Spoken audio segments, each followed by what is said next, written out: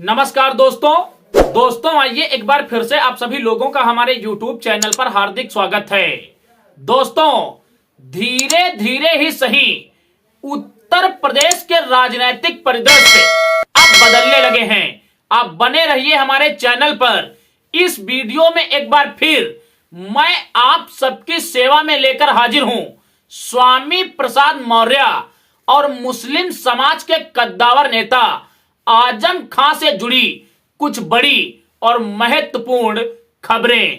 दोस्तों, इस समय सोशल मीडिया पर स्वामी प्रसाद मौर्य की बसपा में वापसी को लेकर खबरें ट्रेंड कर रही हैं।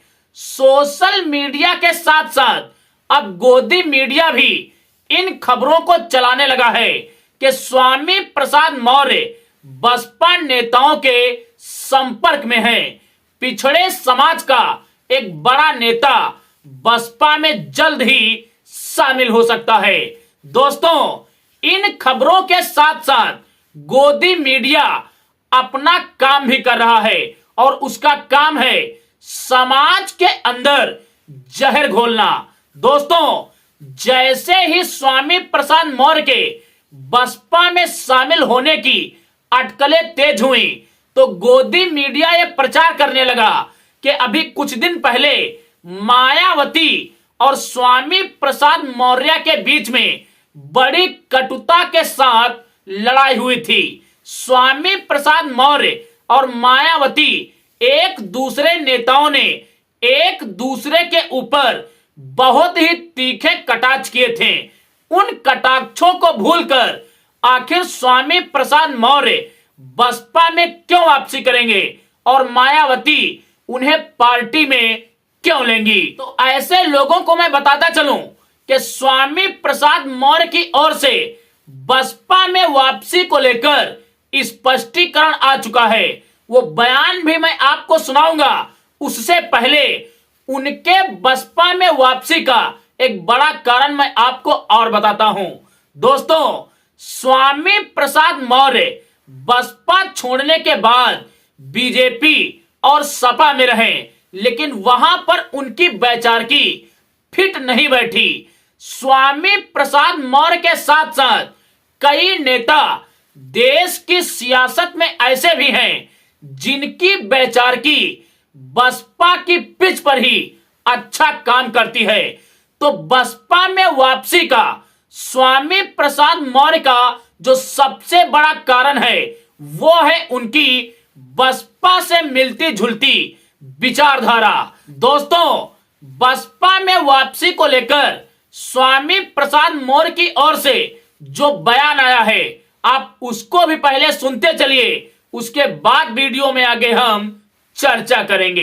पहले डॉक्टर उत्कर्ष सिन्हा, मैं आपसे इस खबर पर एक त्वरित टिप्पणी लेता हूं, फिर हम इसकी आगे की पेचीदगियों में चलेंगे।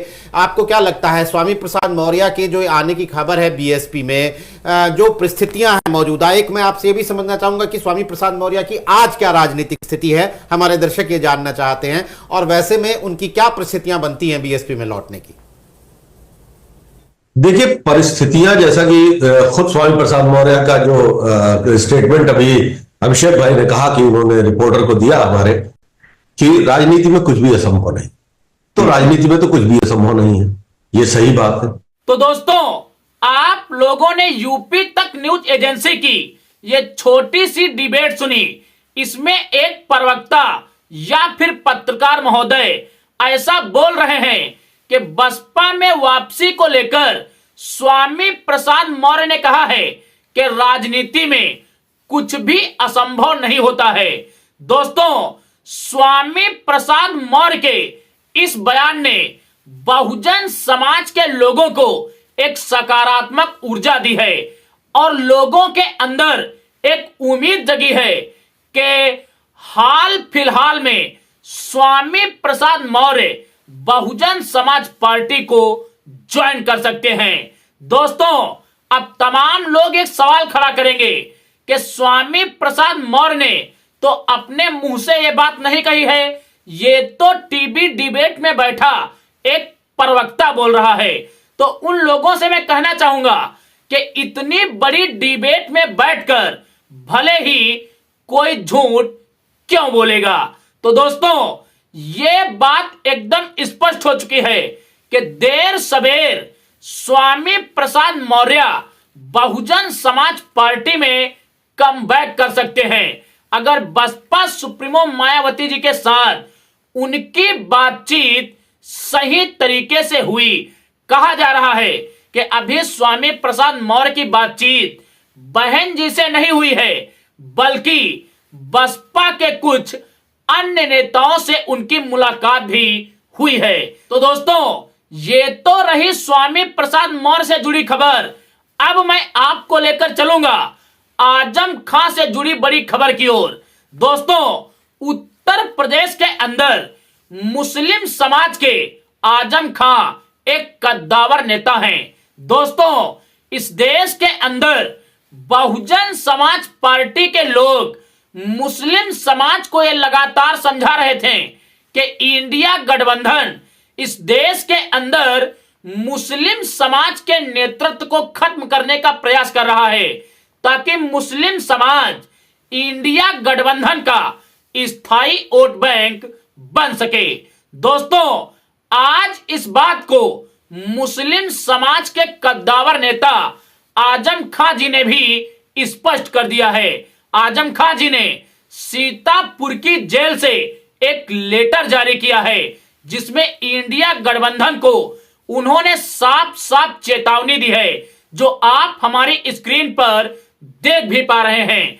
आजम खां जी ने इंडिया गठबंधन पर एक बड़ा आरोप लगाया है कि इंडिया गठबंधन संभल की हिंसा पर पूरी तरीके से खामोश है। उसके बाद उन्होंने अपने पत्र में लिखा है कि अगर इंडिया गठबंधन का रवैया मुस्लिम समाज के प्रति ऐसा ही रहा तो हम लोग मुस्लिम समाज के बारे में कुछ अलग सोच सकते हैं। दोस्तों, अगर देखा जाए तो आजम खां जी ने मुस्लिम समाज को सीधा संकेत दिया है कि इंडिया गठबंधन के लोग आपकी आवाज को इस देश के अंदर दबाना चाह रहे हैं और आपके मुद्दों पर पूरी तरीके से खामोश हैं। दोस्तों, आजम खां जी ने कहा कि अगर रामपुर के मामले पर इंडी गठबंधन के लोग मुखर होकर बोले होते तो आज संभल जैसी घटनाओं को सरकार के इशारे पर अंजाम ना दिया जाता। उन्होंने कहा कि संभल की घटना रामपुर की घटना का एक सफल प्रेक्षण है। दोस्तों, अभी तक जब बहुजन समाज पार्टी के लोग मुस्लिम समाज को यह बात समझाते थे कि इंडी गठबंधन आपको अपना स्थायी वोट बैंक बनाने के लिए आपके नेतृत्व को खत्म कर रहा है, तो मुस्लिम समाज के लोग बहुजन समाज पार्टी के लोगों को ये बोल देते थे कि आप ये बयान बीजेपी के इशारे पर दे रहे हैं। तो मैं मुस्लिम समाज के लोगों से ये सवाल करूंगा कि आप अपने जमीर को याद में रखते हुए ये बताना कि आज आजम खां साहब ये बयान किसके दबाव में दे रहे हैं। अगर आप असदुद्दीन ओवैसी की बात को नहीं मानोगे, अगर आप आजम खां की बात को नहीं मानोगे, तो आप किसकी बात को मानोगे? दोस्तों, मुस्लिम समाज की सबसे बड़ी समस्या यही है कि कांग्रेस के आगे वो किसी भी दल और किसी भी नेता की बात को इस वक्त मान ही नहीं रहा है। बीजेपी को हराने की होड़ में मुस्लिम समाज के लोग अपने वजूद को भी भूल चुके हैं। अगर ऐसी ही परिस्थितियां रही तो कांग्रेस की वजह से मुस्लिम समाज को इस देश के अंदर बड़ा नुकसान उठाना पड़ेगा।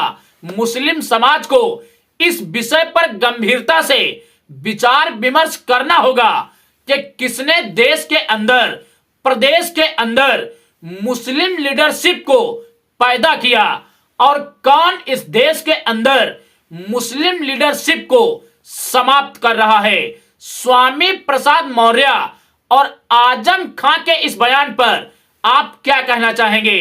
कमेंट्स में अपनी प्रतिक्रिया जरूर दें और अगर ये वीडियो आपको सही लगा है तो वीडियो को लाइक करें, शेयर करें, हम मिलेंगे एक अगले वीडियो में एक अगले मुद्दे के साथ। तब तक के लिए आप सभी को मेरा सादर जय भीम, जय भारत, जय संविधान।